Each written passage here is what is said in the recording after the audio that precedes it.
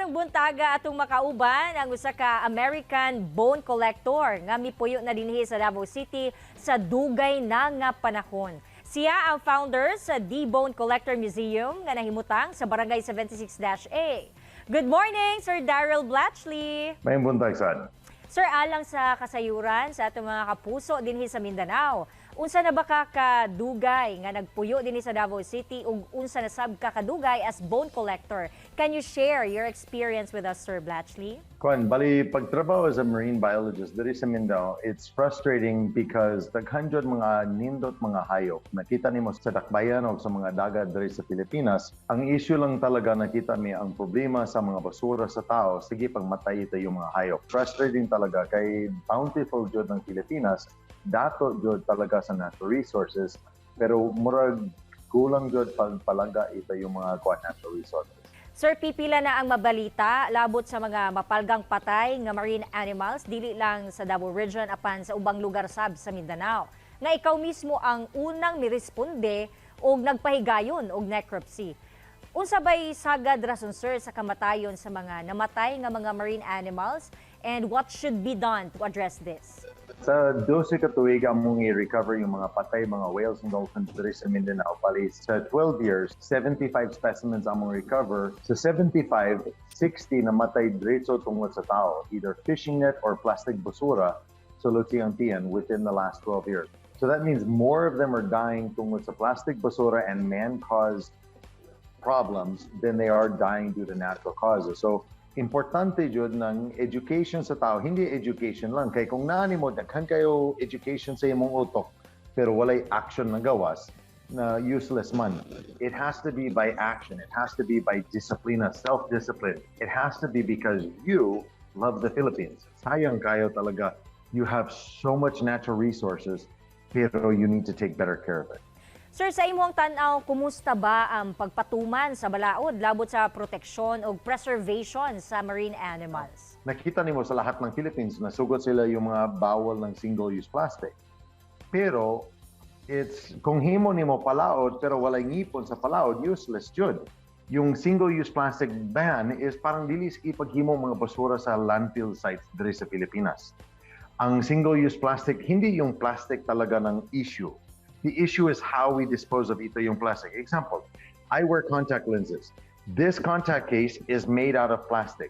Dili pwede pagingan bawal ng lahat ng plastic. Even kutob yung contact solution case is made out of plastic.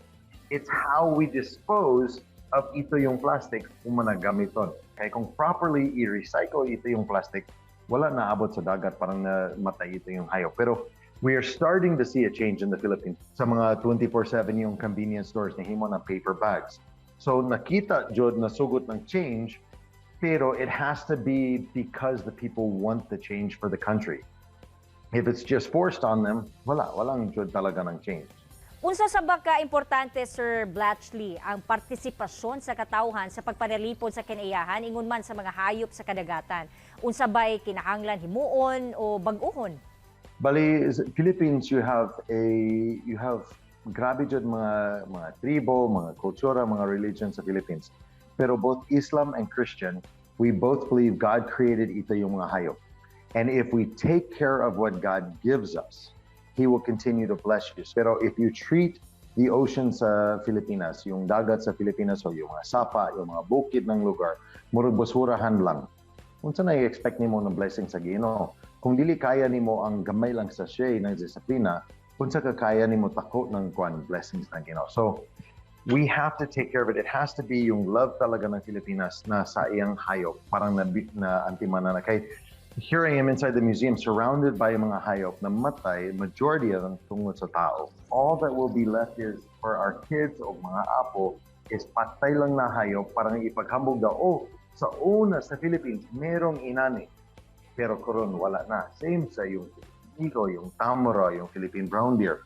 If we don't take care of these resources, unsa ra nabilin? History books lang, pag-ingat sa mga bata. Yes, dato sa una ng Philippines, pero tungod wala mi disiplina, na wala man tanan. Sayang talaga. Sir Blatchley, unsa ba ang imuhang vision para sa ato ang marine life or marine ecosystem?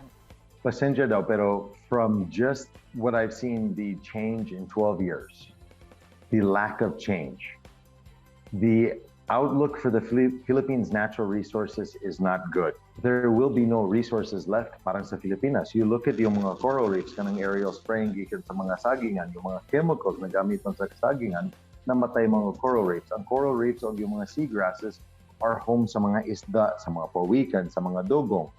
So kung walay antiman unya ipagbawala na tapadili na tanaw sa bulsa lang unsa nang kwarta korondayon, we will see long-term effects ito. Pero kung dili hatag nimo time sa isda parang pag-reproduce, dili nimo hatag protected areas, parang ito yung mga hayop pwede pag-reproduce unya protected niya. If we stop, yes, merong posibilidad. Pero kung dili, 5 years gikan karon, we'll be talking about what we had, not what we have. Sir, anything you want to add po? Go ahead, Sir Blatchley. If you talaga believe that the Philippines is beautiful and that you're proud to be a Filipino, see it in action. Now is the time parang action. Dili ugma, dili sunod tuig, korondayon. Alright, dagang salamat Mr. Darrell Blatchley sa imong oras nga gigahin sa At Home with GMA Regional TV. Sige, maraming salamat. Kini ang At Home with GMA Regional TV.